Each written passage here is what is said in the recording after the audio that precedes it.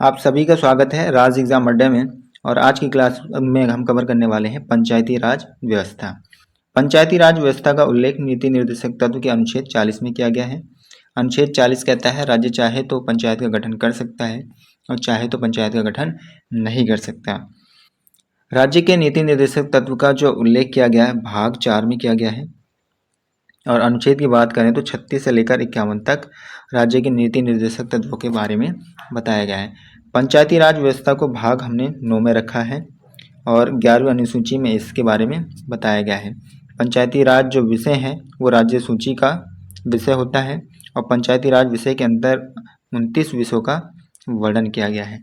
29 विषय जैसे कि सड़क निर्माण करना, ठीक है, शिक्षा की व्यवस्था करना, पुलों का निर्माण करना, पानी की व्यवस्था करना, ठीक है, मेलों का आयोजन करना, डेयरी, पशुपालन, चकबंदी आदि विषयों को पंचायती राज विषय के अंतर्गत सम्मिलित किए गए हैं। पंचायती राज व्यवस्था के लिए समय समय पर कुछ समितियां बनाई गईं और उन समितियों ने अपने अपने सुझाव दिए। पहली जो समिति आती है बलवंत राय मेहता समिति आती है, जिसका गठन 1957 में किया जाता है। इसने 3 प्रकार के सुझाव प्रस्तुत किए, यानी कि इसका जो सुझाव था त्रिस्तरीय सुझाव था। पहला जो सुझाव था ग्राम पंचायत, यानी कि ग्राम स्तर पर ये कार्य को करेगा। दूसरा था पंचायत समिति, यानी कि ब्लॉक स्तर पर, ठीक है। तीसरा जो था जिला परिषद, यानी कि जिला स्तर पर, ठीक है। तो यहाँ से सीधे सीधे जो क्वेश्चन बनने वाले हैं, बलवंत राय मेहता समिति का गठन कब किया गया? 1957 में किया गया और इसने त्रिस्तरीय पंचायत व्यवस्था का गठन किया। अगली समिति की बात करते हैं। अगली जो हमारी समिति है अशोक मेहता समिति। कौन सी? अशोक मेहता समिति। अशोक मेहता समिति का जो गठन किया गया 1977 में किया गया। कब किया गया भाई? 1977 में किया गया और इसने द्विस्तरीय समिति की बात कही। पहला जो इसने कहा कि ग्राम मंडल, यानी कि ब्लॉक स्तर, ठीक है, ब्लॉक स्तर पर कार्यों को किया जाएगा। दूसरा जो इसका सुझाव था जिला मंडल, यानी जिला स्तर पर सुझाव दिए। तो यहाँ से भी बहुत सिंपल तरीके से क्वेश्चन बनेगा कि अशोक मेहता समिति का गठन कब किया गया? तो 1977 में किया गया। और कितने स्तरीय ने सुझाव दिए? तो 2 स्तरीय सुझाव दिए। वो 2 स्तर के सुझाव कौन कौन से थे? एक ग्राम मंडल था, दूसरा जिला मंडल। फिर तीसरी समिति आती है, उसने भी अपने सुझाव दिए, जिसको कहते हैं LN सिंधवी समिति। कौन सी? LN सिंधवी समिति, जिसका गठन कब किया गया? 1986 में किया गया। इसने 3 प्रकार के सलाह दिए। कितने प्रकार की सलाह दी इसने? 3 प्रकार के सलाह दिए।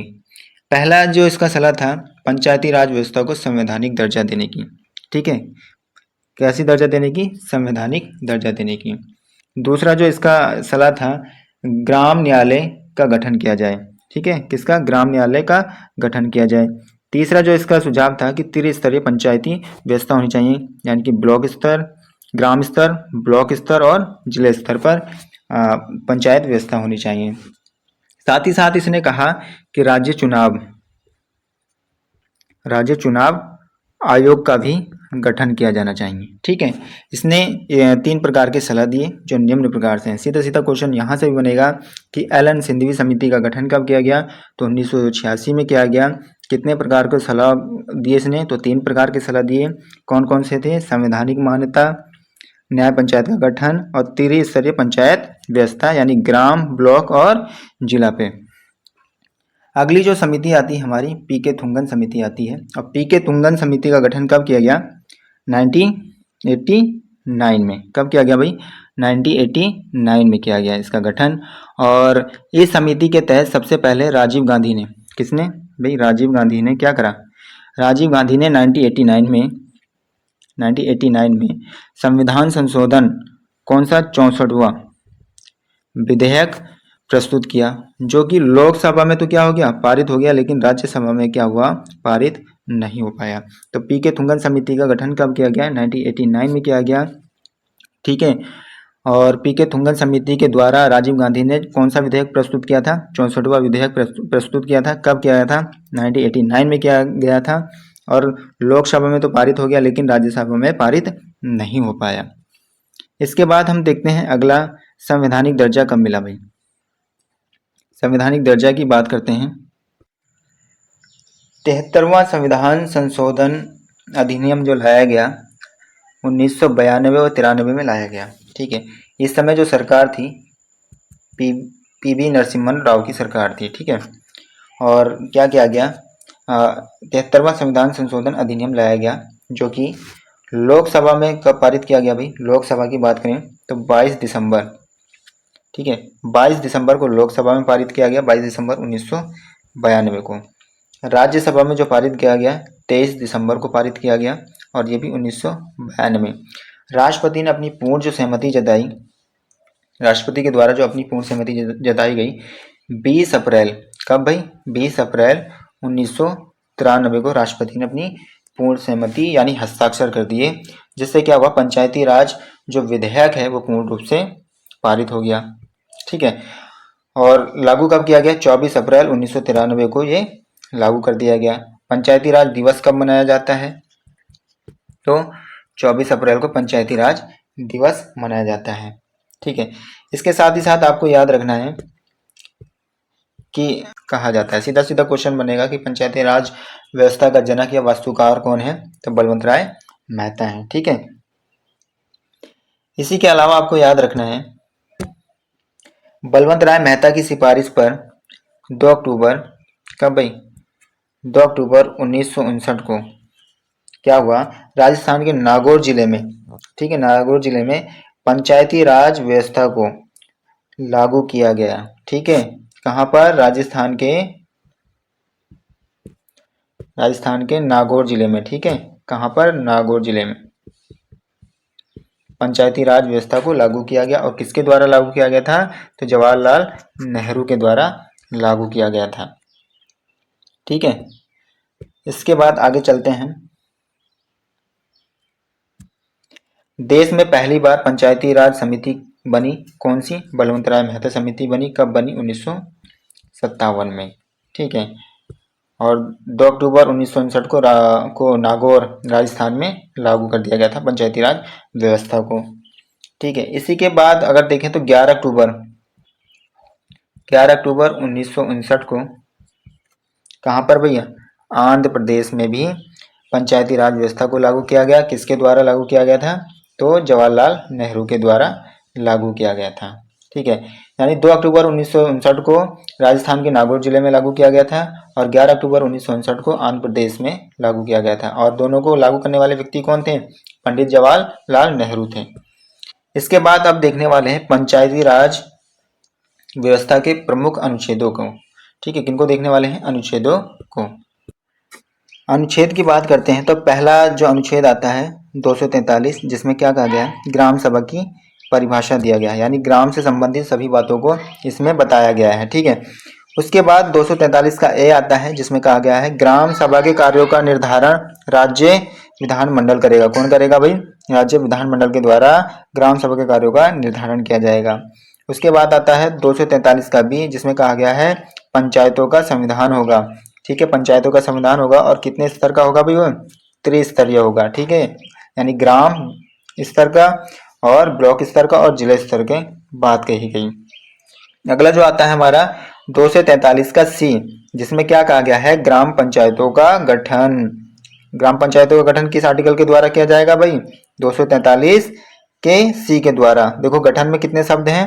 3 शब्द हैं गठन में, और सी का कोड कितना होता है? 3। तो सीधा सीधा याद रख लेना, गठन किस में करा जा रहा है? 243 के सी में करा जा रहा है। इसके बाद बात करते हैं 243 का जो डी है, उसमें किस प्रकार की बात कही गई है? आरक्षण की बात कही गई है। किस प्रकार की बात कही गई है? आरक्षण। ठीक है, आरक्षण किस प्रकार से दिए जाएंगे? एक तो स्थानों का आरक्षण दिया जाएगा, स्थानों के आधार पर आरक्षण दिया जाएगा। ठीक है, दूसरा जो है बात करते हैं SC और ST को आरक्षण जनसंख्या के अनुपात में दिया जाएगा, यानी कि जहां पर जिस प्रकार की जनसंख्या होगी उसी के अनुसार SC ST को आरक्षण दिया जाएगा। तीसरा है महिलाओं को आरक्षण दिया जाएगा। ठीक है, पंचायतों में महिलाओं को आरक्षण दिया जाएगा, वो भी कितना? 1/3, यानी कि 33% का आरक्षण किससे मिलेगा? महिलाओं को मिलेगा। ठीक है, उसके बाद बात करते हैं OBC। ठीक है, OBC का जो आरक्षण है राज्य विधानमंडल के द्वारा निर्णय किया जाएगा। किसके द्वारा निर्णय किया जाएगा? राज्य विधानमंडल के द्वारा। तो आरक्षण की जो बात कही गई है किसमें कही गई है? 243 के डी में आरक्षण संबंधित बातों को बताया गया है। उसके बाद बात करते हैं 243 का ई, जिसमें क्या कहा गया है? कार्यकाल कितने वर्ष का होगा भाई? 5 वर्ष का होगा। कार्यकाल कितने वर्ष का होगा? 5 वर्ष का कार्यकाल होगा। अगर किसी कारण 5 वर्ष से पहले पंचायत व्यवस्था समाप्त हो जाती तो 6 माह के भीतर भीतर दोबारा चुनाव कराना अति आवश्यक होगा। तो कार्यकाल किसमें कहा गया है? ई में। ई का कोड कितना होता है? 5, और 5 वर्ष का क्या होता है? हमारा कार्यकाल होता है। कितने वर्ष का होता है भाई कार्यकाल? 5 वर्ष का होता है। तो इसमें समझ में आ गया कि पंचायतों की अवधि 5 वर्ष निर्धारित की गई है, और यदि पंचायत बीच में भंग कर दी जाए तो 6 माह के भीतर क्या होगा भाई? चुनाव कराया जाएगा। ठीक है, दोबारा चुनाव कराया जाएगा। अब अगले आर्टिकल की हम बात करें तो अगला आर्टिकल हमारा है 243 का एफ, और इसमें क्या कहा गया है? योग्यता। ठीक है, यानी पंचायत सदस्यों की योग्यता से संबंधित है ये आर्टिकल। और पंचायत चुनाव लड़ने के लिए कम से कम कितनी वर्ष की आयु होनी चाहिए भाई? 21 वर्ष की आयु होनी चाहिए। अगले आर्टिकल की बात करते हैं तो अगला आर्टिकल हमारा क्या है? 243 का जी, जिसमें पंचायतों के अधिकार शक्ति के बारे में बताया गया है। किसके बारे में बताया गया है? पंचायतों के अधिकार शक्ति के बारे में बताया गया है। ठीक है, तो इसमें कहा गया है कि पंचायतों के कार्य से संबंधित कितने विषय बताए गए थे? 29 विषयों के बारे में बताया गया था, और इसमें पंचायतों की शक्तियों के बारे में विवरण दिया जाता है। ठीक है, कितने प्रकार के विषय रखे गए थे? 29 प्रकार के विषय रखे गए थे। कौन कौन से? सड़क निर्माण, डेयरी, पशुपालन व्यवस्था, जल व्यवस्था, जन स्वास्थ्य, ये आदि शक्तियों के बारे में किसमें बताया गया है? 243 जी के अधिकार में लाया गया है। उसके बाद अगर बात करें तो अगला जो हमारा आर्टिकल आता है 243 का एच, यानी कर लगाने की शक्ति। ठीक है, कर लगाने की शक्ति किसमें है भाई?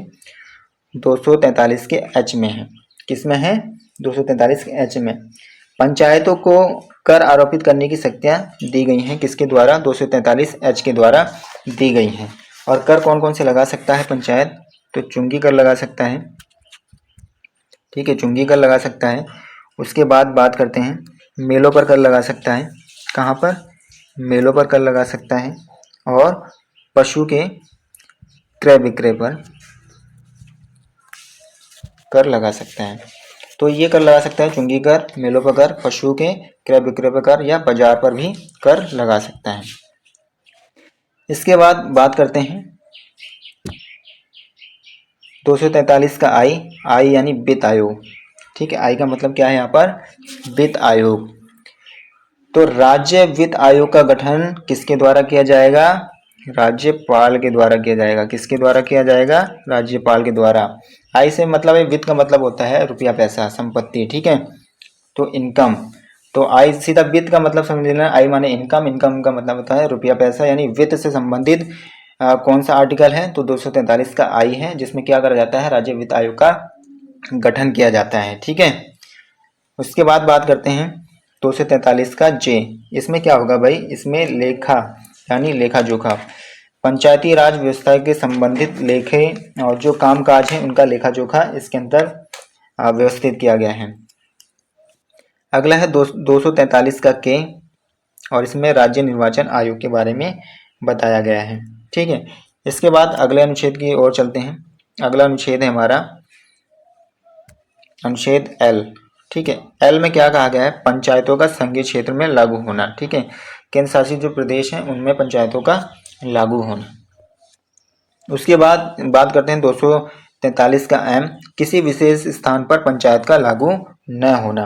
ठीक है, किसी विशेष स्थान पर पंचायतों का लागू न होना, ये किसमें बताया गया है? तो ये जो बताया गया है 243 एम में। ठीक है, जैसे कि कहाँ कहाँ लागू नहीं होते हैं? नागालैंड हो गया, ठीक, नागालैंड में नहीं लागू है। ठीक है, एक मिजोरम है, मिजोरम में भी लागू नहीं है, और एक और है जहाँ पर लागू नहीं है। ठीक है, इसके बाद 243 का एन की बात करें तो इसमें पहले से बने कानूनों को मानना यानी लागू करना। जो पहले से नियम कानून बने हैं उनको लागू किया जाता है। ठीक है, इसके बाद बात करते हैं 243 का ओ में क्या कहा गया है, ग्राम पंचायतों के चुनावी मामलों में हस्तक्षेप न्यायालय का होगा। अगर ग्राम पंचायत में कुछ ऐसी बातें होती हैं जो वहाँ के न्याय व्यवस्था से सॉल्व नहीं हो पाते, तो उसमें क्या करेगा, उच्च न्यायालय भाग ले सकता है, यानी उच्च न्यायालय के द्वारा निर्णयों को निर्धारित किया जा सकता है, उच्च न्यायालय अपनी सलाह दे सकता है। अनुच्छेद 243 ए 1 से लेकर अनुच्छेद 243 15 तक पंचायती राज या स्थानीय स्वशासन से संबंधित बातों को बताया है। अगर आपको वीडियो अच्छी लगी हो तो लाइक, शेयर एंड सब्सक्राइब करना ना भूलें।